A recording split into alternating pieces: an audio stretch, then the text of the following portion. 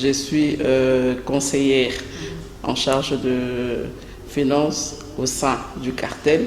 Je viens la représenter parce qu'elle assume maintenant des fonctions politiques. Elle ne peut plus être là, vu son cahier des charges.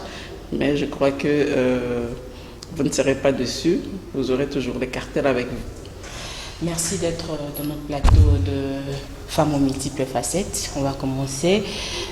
Madame Mami Mujinga, parlons du 27% de femmes au gouvernement. Est-ce que vous, membres du cartel étant femme, êtes-vous satisfaite de ce 27%? Je peux dire que les femmes aujourd'hui ont 27%. En fait, c'est une première. D'abord, il faut le dire, c'est une première. Depuis que le Congo est une république, ça n'a jamais existé. En tout cas, c'est la première fois qu'on ait ces quotas-là au sein du gouvernement. Nous félicitons les gouvernements actuels pour cet effort.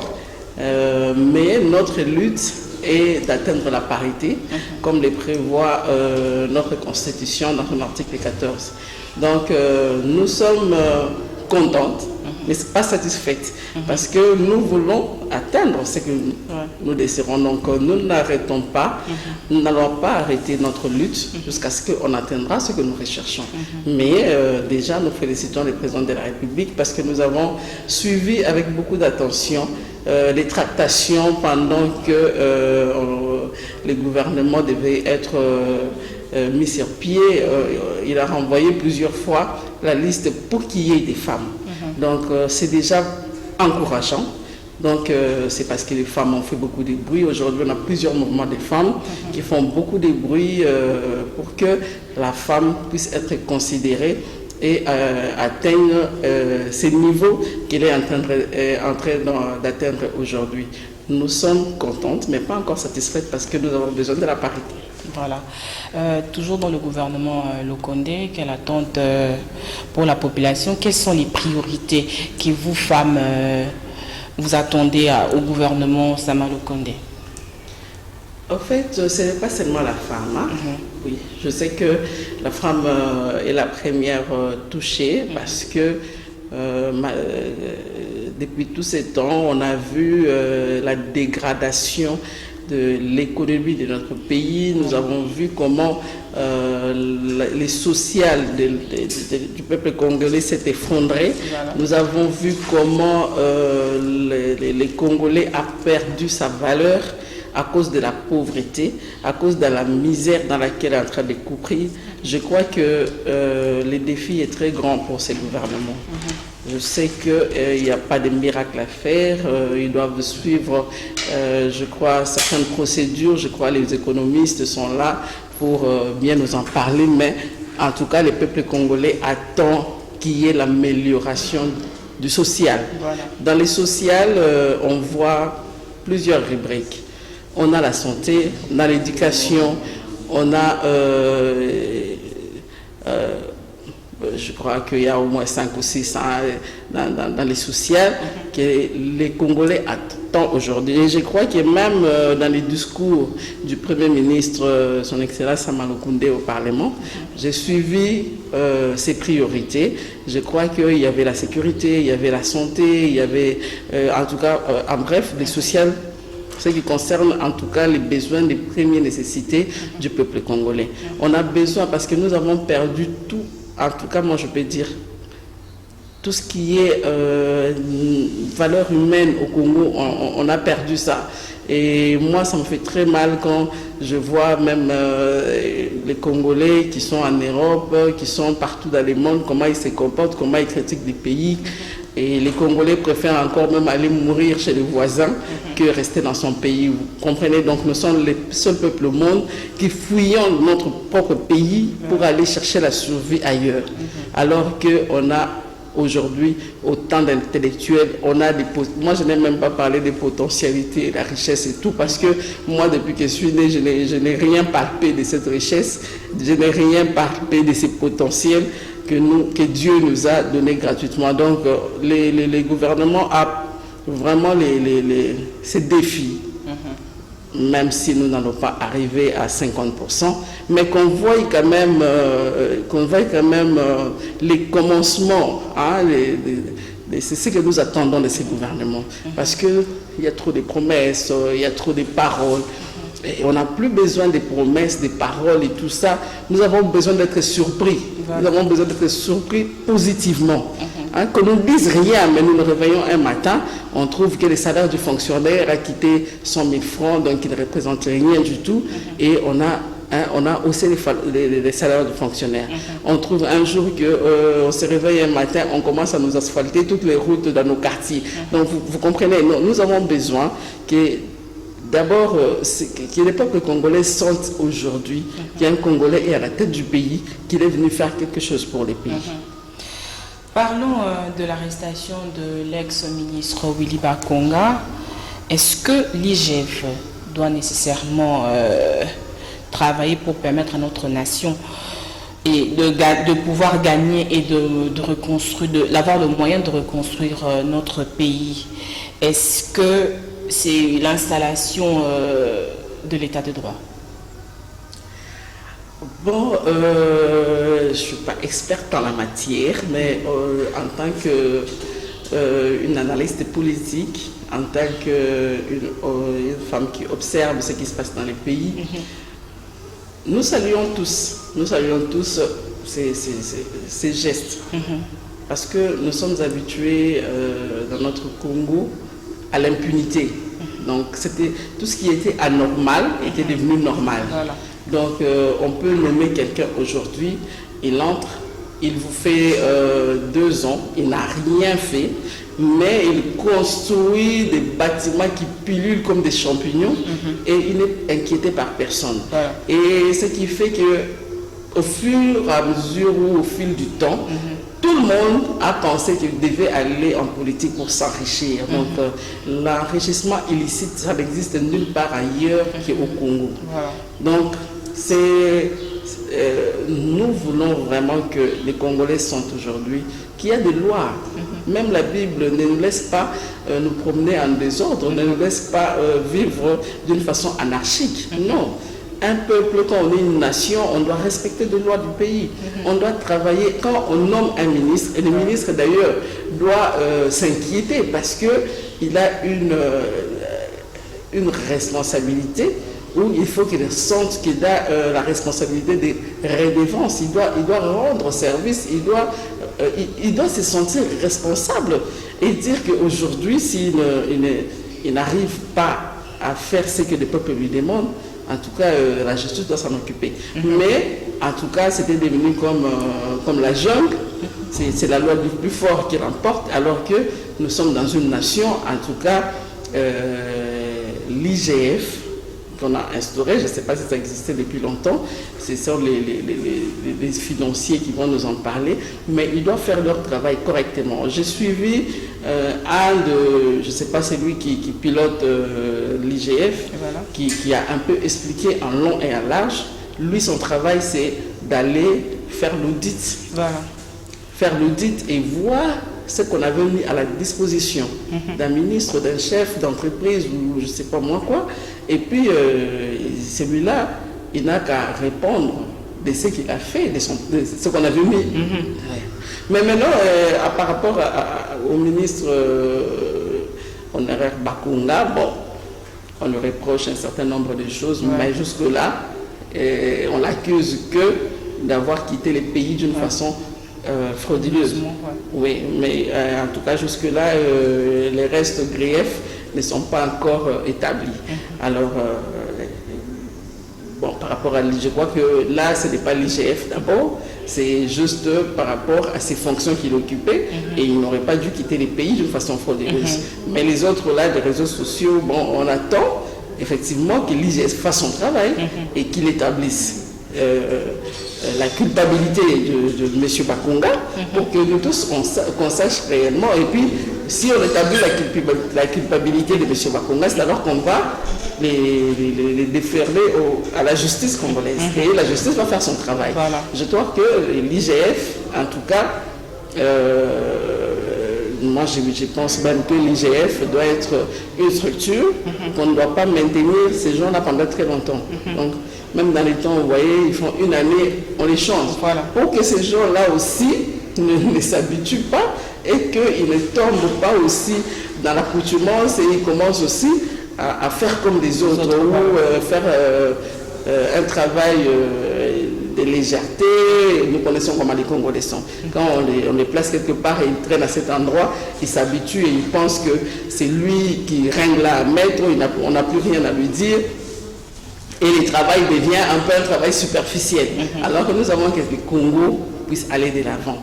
On ira de l'avant que si nos régies financières, parce que nous savons qu'aujourd'hui, là, le budget du Congo, excusez-moi, j'ai passé quelques temps, vous avez présenté le médecin, mais j'ai passé quelques temps au budget, je connais comment ça se passe. Et les services d'assiette, comme on les appelle, qu'ils puissent travailler et rehausser un peu les budgets du Congo. Voilà. Parce que même les petits pays qui sont tout autour de nous ont un budget plus élevé que les nôtres. Et c'est pas normal par rapport à la superficie, par rapport au nombre de la population, c'est pas normal.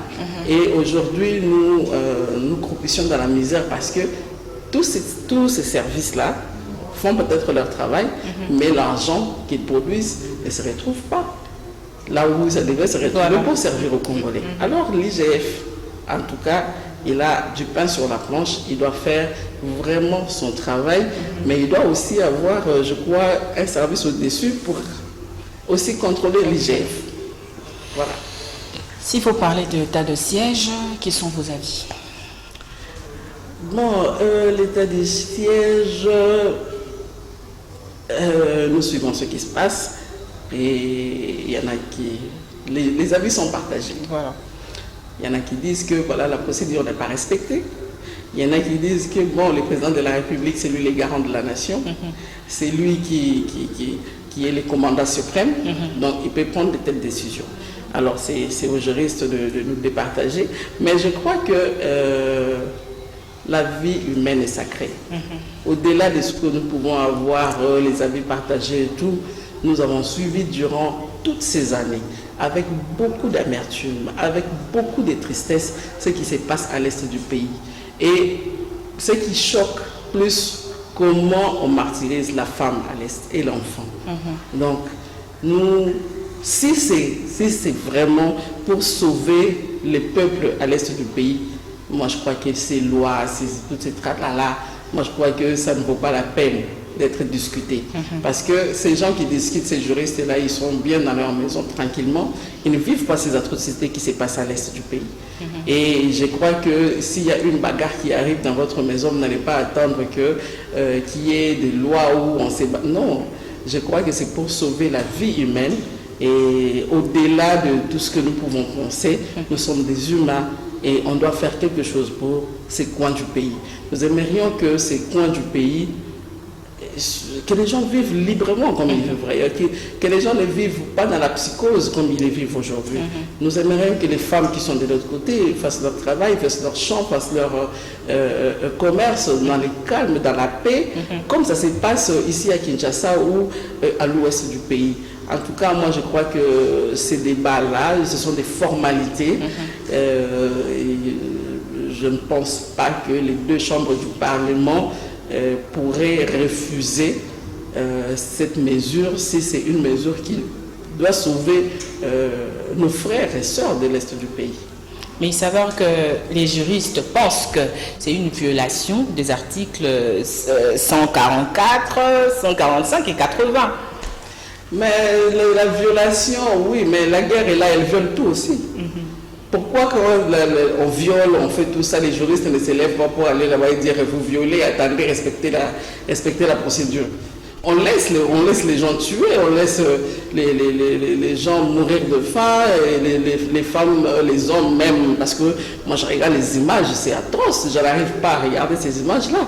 Bon, pourquoi les juristes, les gens de droit de l'homme et tout ne sont pas là pour dire ben, arrêtez avec les groupes armés, vous ne violez pas la procédure, vous violez ou vous ne violez pas la procédure.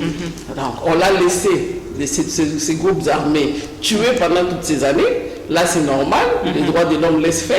Et maintenant, quand il y a une mesure, et c'est là les droits de l'homme et les juristes qui viennent, moi je pense qu'on ne peut pas vouloir quelque chose à son contraire. Alors, où on veut sauver nos frères, ou on ne veut pas. Alors, moi je trouve que les juristes doivent arrêter avec ces polémiques qui ne nous amènent nulle part. Parce que quand la guerre a commencé, c'est alors qu'ils devaient s'élever pour dire, voilà, les groupes rebelles, vous ne respectez pas la procédure. Mais on a tué les droits de l'homme. Et là, ils observent, ils ne disent rien. Et c'est quand on prend une mesure pour mettre un état de siège et tout ça, pour contrôler tout, alors les juristes s'élèvent. Moi, je trouve que ça, c'est pas une bonne démarche du tout. Ils peuvent aller voir en coulisses le président de la République ou le président des deux chambres du Parlement pour arranger les choses. Je ne sais pas en quoi ça va nous avancer, mais qu'ils aillent arranger en coulisses. Mais en attendant, c'est la vie de nos compatriotes à l'est du pays qui doit être sauvée. Moi, je crois que c'est une urgence. Nous, en médecine, quand il y a une urgence, il n'y a pas de procédure à respecter. Il y a une urgence, résolvons d'abord l'urgence et puis le reste va venir après. Étant femme politique, comment protéger toutes ces femmes-là qui sont victimes à l'est du pays? Bon, le seul moyen de protéger ces gens-là, c'est arrêter avec ce qui se passe à l'est. C'est arrêter avec la guerre. C'est arrêter avec tous ces groupes armés qui sont là, au fait, en train de piller les richesses du pays et créer la panique dans la population pour que la population ne puisse pas, je crois, vaquer à leurs occupations tranquillement. Et nous, quand on parle d'occupation, et souvent ce sont des groupes qui ne sont même pas de notre pays, qui viennent d'ailleurs. Alors, il faut à tout prix, parce qu'il n'y a pas de remède autre que terminer la guerre qui est à l'est du pays. En tout cas, il faudrait, à n'importe quel prix, que cette guerre, en tout cas, je ne sais pas, mais il faut en tout cas arrêter la guerre. Parce que aussi, qu'est-ce qu'on peut encore faire? On ne peut pas déplacer toute la population de l'Est et l'amener, je crois, à l'Est du pays. Je ne pense pas. Parce que quelqu'un qui est né dans son village, qui a grandi dans son village, qui est habitué à son environnement, je ne pense pas qu'il va accepter aussi facilement qu'on fasse quitter cette femme-là là-bas, qui a ses enfants, qui a ses frères, qui a ses racines là-bas, pour les déplacer et aller ailleurs. En plus que nous sommes tous au Congo. Mais moi, je crois que le meilleur remède, c'est arrêter ou terminer avec ces groupes armés.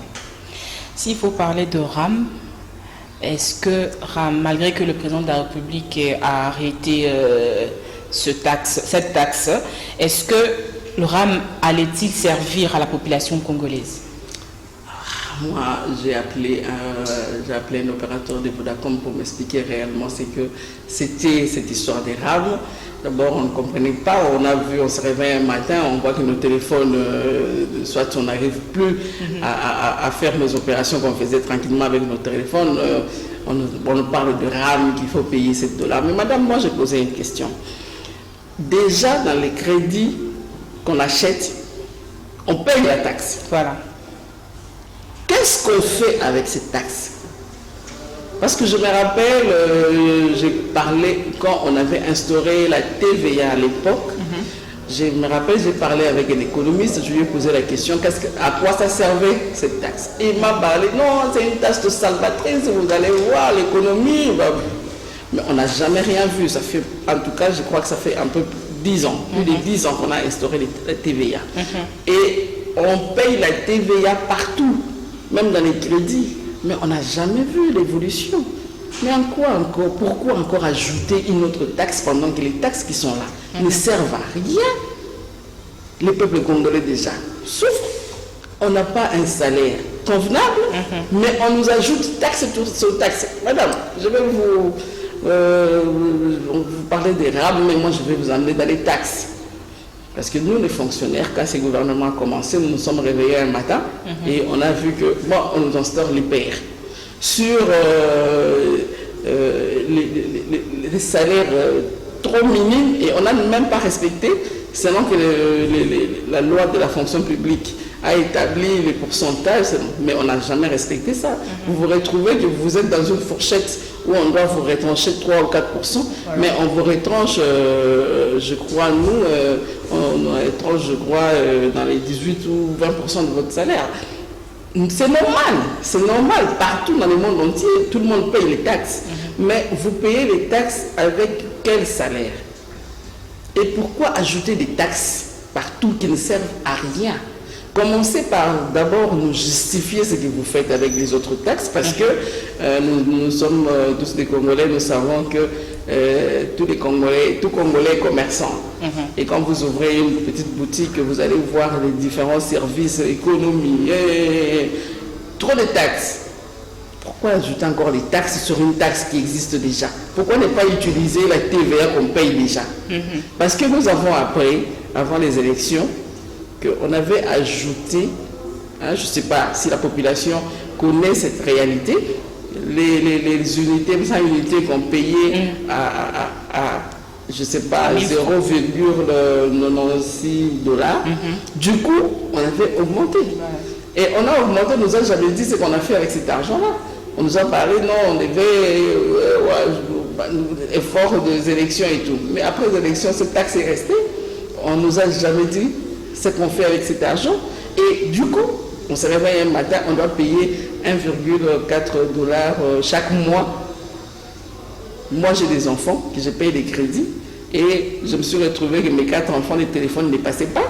Et je devais commencer à payer pour mes 4 enfants les 1,4 à part payer les crédits. On me paye combien? Donc, à un certain moment, que nos dirigeants, ces mecs-là, qu'ils réfléchissent d'abord avant d'agir. Qu'ils ne mettent pas la charrue avant les bœufs, avant d'agir, qu'ils se mettent à réfléchir. Ils sont là, les ministres, dans leur fauteuil de gloire, on les paye des gros salaires, mais c'est des petits peuples qui n'ont rien, qui doivent continuer à payer des taxes, mais eux, ils ont peut-être des quotas, ces crédits, que ces entreprises de télécommunications leur donnent gratuitement et ne sentent rien. Mais la population, ils doivent se poser la question, ils travaillent pour qui? Et toutes ces taxes que les gens payent déjà, ils les payent pour qui? Ça fait quoi? Ça a résolu quel problème? On n'a pas de route dans ce pays. Les quelques artères principales qu'on a ne suffisent pas. Vous voyez comment il y a l'embouteillage ici à Kinshasa. Voilà. Quitter un peu Kinshasa et aller juste au Bakongo, on n'a qu'une seule route. En autant on entre au Congo central, on n'a qu'une seule route. Et ailleurs, il n'y a rien comme route. On nous parle des routes de descente agricole dans les provinces et tout. Mais est-ce que c'est déjà fait? Rien du tout. Rien du tout, mais on ajoute encore des taxes. Alors que les ministres, je crois, je ne sais pas quel ministre qui a instauré ça, qu'ils revoient un peu leur façon, ça c'est opprimer les peuples. Ça c'est vraiment opprimer les peuples et chercher à ce qu'un jour les peuples qui se sont déjà meurtris par la misère, qui se soulèvent encore pour réclamer. J'ai appris trop de taxes, tu la taxes. Alors il faut arrêter avec ça. Parlons du cartel. Combien de femmes sont dans le gouvernement? Combien de femmes du cartel sont dans le gouvernement? Cette fois-ci, combien de femmes comme ministre? Oui, non, comme ministre ou qui ont un poste. Cette fois-ci, on n'a pas des femmes du cartel au gouvernement, mais comme ce sont des femmes politiques, les femmes de leur parti politique sont au gouvernement et elles se retrouvent dans les différents cabinets. Et bon, elles ne sont pas nombreuses, mais on a quand même quelques femmes. Mais depuis que les cartels existent, nous avons eu déjà à avoir, je crois, 4 ou 5 femmes qui occupaient des postes ministériels. Mais cette fois-ci, non, on n'a pas une femme qui a ce poste de ministre. Et comment le cartel de femmes vont faire pour appuyer ces femmes-là qui occupent le poste des affaires d'État? Bon, nous sommes ouvertes. Nous sommes ouverts, le cartel est ouvert s'ils ont besoin de nos services. Je crois que la plupart des femmes qui sont ministres connaissent les cartels et s'ils ont besoin de nos services, ils connaissent notre spécialité Et nous, on est là, on ne refuse jamais une invitation. Pour preuve, le mois de mars, on a circulé dans plusieurs partis politiques parce que la spécialité du cartel, ce sont des formations pour apporter. Nous, on ne regarde pas que c'est la majorité, c'est l'opposition, c'est la société civile. Partout où on invite les cartels vont pour défendre les intérêts de la femme en essayant de renforcer les capacités de la femme. Donc, toutes les femmes, non seulement les femmes, mais même les hommes qui ont besoin des services du cartel, nous sommes disponibles, on est là. Étant femme du cartel, parlons un peu de la gestion de la jeune fille dans la vie actuelle, comment y remédier? Non, je ne sais pas quand vous parlez de gestion de la jeune fille, par rapport à quoi? Éducation ou éducation ton mère.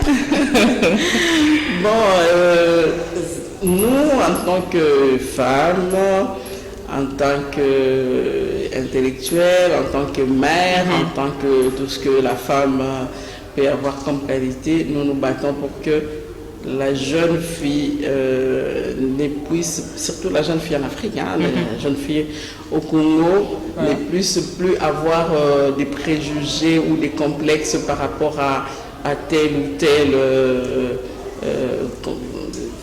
je crois, parce que la femme en Afrique avait tellement de pesanteurs culturelles, tellement de préjugés, tellement on se bat pour que la jeune fille se sente libre de s'exprimer, se sente libre d'emprunter les chemins qu'il lui faut pour qu'elle se sente un jour indépendante, autonome.